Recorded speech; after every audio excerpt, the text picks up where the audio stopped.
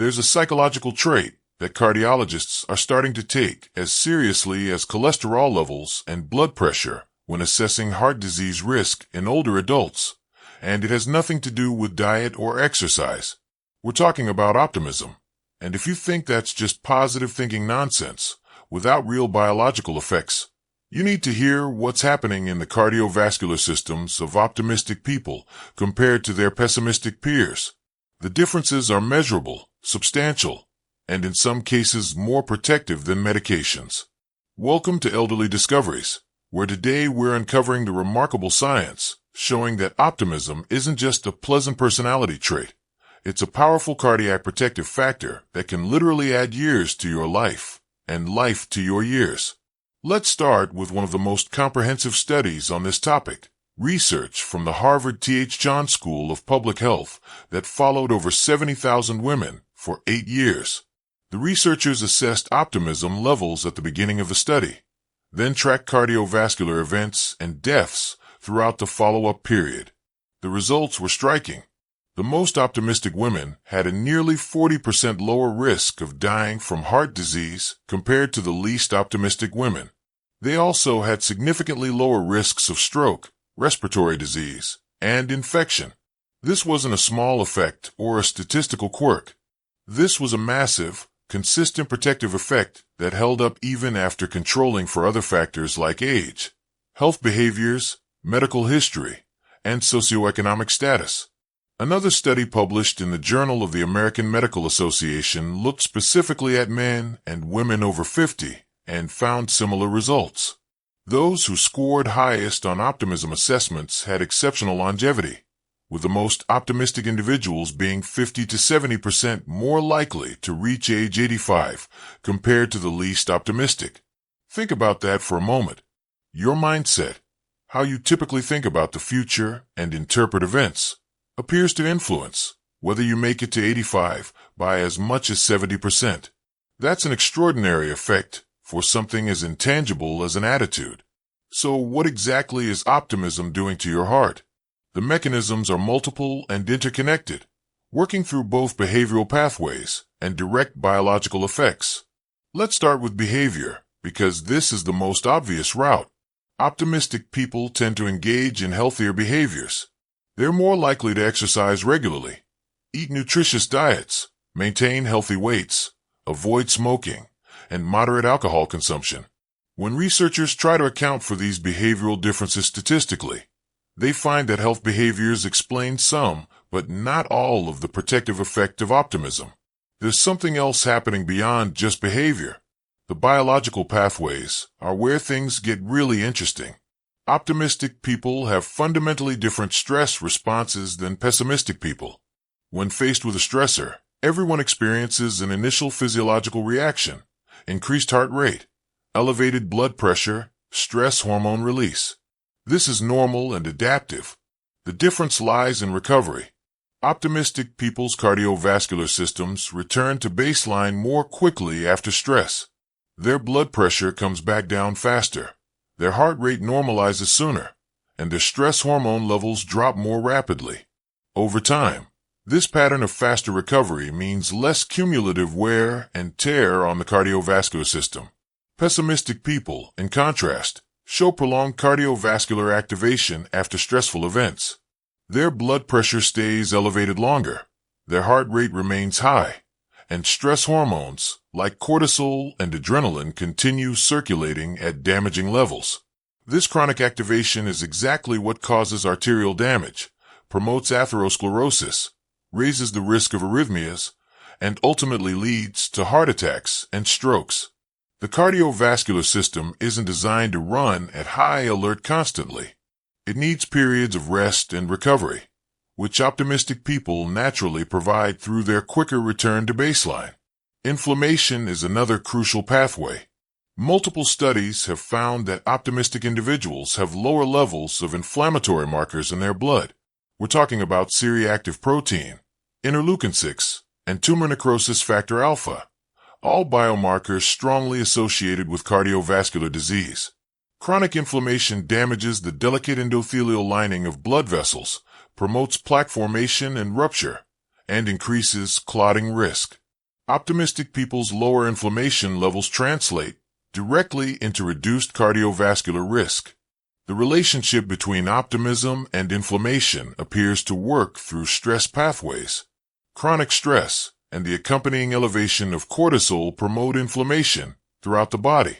Optimistic people experience less psychological stress even when facing the same objective circumstances as pessimistic people because they interpret those circumstances differently. They're more likely to see challenges as temporary and solvable rather than catastrophic and permanent.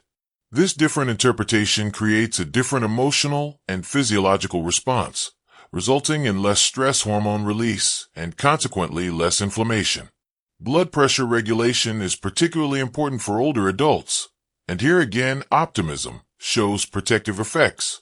Multiple studies have found that optimistic people have lower blood pressure on average and lower risk of developing hypertension as they age. The mechanisms likely involve both reduced stress reactivity and healthier autonomic nervous system function. The autonomic nervous system controls involuntary functions like heart rate and blood pressure, and chronic stress can dysregulate this system, leading to sustained high blood pressure. Optimism appears to maintain healthier autonomic balance. There's also fascinating research on telomeres, those protective caps on the ends of chromosomes that shorten with age and are considered biomarkers of biological aging. Studies have found that optimistic people have longer telomeres than pessimistic people of the same chronological age. Shorter telomeres are associated with increased risk of cardiovascular disease, and the relationship appears to be causal, not just correlational. The cellular aging that shortened telomeres represent directly contributes to arterial aging, reduced cardiac function, and increased cardiovascular events.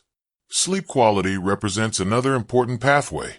Optimistic people tend to sleep better, with fewer sleep disturbances and better sleep efficiency. Poor sleep is strongly linked to cardiovascular disease through multiple mechanisms, including increased inflammation, dysregulated stress hormones, elevated blood pressure, and metabolic dysfunction. The better sleep that optimistic people enjoy provides cardiovascular protection through all these pathways. Social relationships also play a role. Optimistic people tend to have stronger, more supportive social networks.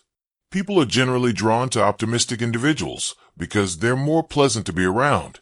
They energize rather than drain you, and they contribute positively to group dynamics. These stronger social connections provide both psychological support that buffers against stress and practical support during difficult times. Social isolation and loneliness, as we've discussed in previous episodes, are major cardiovascular risk factors. Optimism protects against these risks by facilitating relationship formation and maintenance. There's also evidence that optimism affects healthcare engagement in ways that protect cardiovascular health. Optimistic older adults are more likely to seek preventive care, to follow medical advice, to take prescribed medications consistently, and to engage actively in their health management. They're more likely to believe that their efforts will make a difference, which becomes a self-fulfilling prophecy. They take their blood pressure medication because they believe it will help, and therefore it does help. Pessimistic people may be less adherent because they question whether anything will really make a difference, and this skepticism can become self-fulfilling in the opposite direction. Now, here's an important distinction we need to make. The optimism that protects cardiovascular health isn't unrealistic denial or toxic positivity that ignores real problems. It's what researchers call realistic optimism or flexible optimism. It's the tendency to believe that you can influence outcomes through your efforts, that setbacks are temporary rather than permanent, and that difficulties are specific rather than pervasive. Optimistic people don't pretend heart disease doesn't exist or that risk factors don't matter. They simply believe that taking action, eating well, exercising, taking medications, managing stress will actually help. And because they believe this, they do these things, and their belief is validated. This is different from pessimism, which tends toward learned helplessness. Pessimistic older adults facing cardiovascular risk factors may think, what's the point? I'm going to die anyway. or it's too late to make a difference at my age. These beliefs discourage the very behaviors that could protect them, creating a self-fulfilling prophecy where their pessimism contributes to the negative outcome they feared. The tragedy is that it's almost never too late to benefit from healthy changes, but pessimism prevents people from making those changes. The good news, and this is crucial, is that optimism can be cultivated even if it doesn't come naturally to you. Unlike many personality traits that are relatively fixed, optimism is modifiable through intentional practice. Cognitive behavioral therapy, mindfulness practices, gratitude exercises, and positive psychology interventions have all been shown to increase optimism and improve cardiovascular outcomes. One of the most effective approaches is what psychologists call explanatory style modification. This involves becoming aware of how you habitually explain events, especially negative events, and consciously working to adopt a more optimistic explanatory style. When something bad happens, pessimists tend to explain it with internal, stable, and global attributions. I fail because I'm incompetent, this is permanent, and everything in my life is terrible. Optimists explain the same event with external, temporary, and specific attributions. I fail because the task was unusually difficult. This is a temporary setback, and it only affects this one area of my life. You can practice shifting your explanatory style by catching yourself when you make pessimistic attributions and consciously reframing. This isn't lying to yourself or denying reality. It's choosing to interpret ambiguous situations in ways that preserve hope and agency rather than promoting helplessness and despair. With practice, this reframing becomes more automatic. Gratitude practice is another powerful tool for cultivating optimism. Regularly identifying and reflecting on things you're grateful for shifts attention away from threats and losses and toward resources and blessings. This attention shift has measurable physiological effects. Studies of gratitude practices have found improvements in blood pressure, reduced inflammatory markers, better sleep quality, and improved mood. Simply writing down 3 things you're grateful for each day for several weeks can create lasting increases in optimism and well-being. Social connection with optimistic people can also shift your own outlook. Emotions and attitudes are contagious. Spending time with optimistic individuals tends to make you more optimistic through social modeling and emotional contagion. Conversely, spending all your time with bitter, pessimistic people can drag down your own outlook. Being strategic about social connections, seeking out people who energize and uplift you, is a legitimate health behavior. For older adults specifically, maintaining optimism becomes both more challenging and more important. Aging inevitably brings losses, health problems, reduced capabilities, deaths of loved ones. It's easy to become pessimistic when you're facing real difficulties. But the research shows that maintaining an optimistic outlook despite these challenges provides enormous cardiovascular protection precisely when you need it most. The optimistic older adults who do best aren't those who've had easy lives. They're those who face difficulties, but maintain the belief that they can adapt, that life still holds meaning and possibility, and that their efforts to care for themselves matter. The evidence is clear and compelling. Optimism isn't just a feel-good personality trait. It's a powerful cardiovascular protective factor that works through multiple biological and behavioral mechanisms to reduce heart disease risk, extend lifespan, and improve quality of life. The most optimistic older adults have dramatically lower cardiovascular mortality, better physiological stress responses, less inflammation, healthier blood pressure, better sleep, stronger social connections, and greater engagement with health behaviors.